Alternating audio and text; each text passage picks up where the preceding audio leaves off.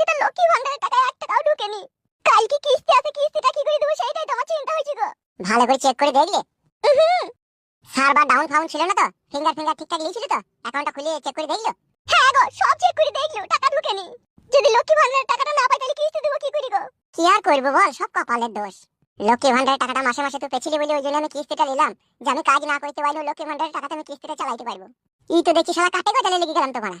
এখন বলছে এই মাসে বন্ধ থাকবে, সামনে মাসে টাকাটা ঢুকবে। নতুন একটা কি অন্নপূর্ণা ভান্ডার নাকি চালু করেছে, তাতেই টাকাটা দিবে বলছে।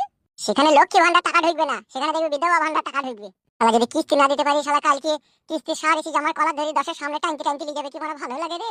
তোমাকে আগেই বললাম তুমি চিন্তা ভাবনা করে কিস্তিটা লাও, তুমি বললা যে লাও লাও। এলো এই মান মারানি মাগি, আমার কি দইলো? এখানকার মানুষকে ভাব দিয়ে পেরেছিল যে লক্ষ্মী ভান্ডার টাকাটা এইভাবে ঢুকতে ঢুকতে হারাম করে বন্ধ হয়ে যাবে। লোকে তো মনে করেছিল সারা জীবনই পাবো। এখন লক্ষ্মী ভান্ডার ভুলে যাও, 2-4 দিন কাজ মাছ করো গা। আর সেদিন আছে লাইলো যে হাটে মাঠে ঘাটে মানুষ কাজ খুঁজে পাবে, এখন আর কাজের দিন আছে?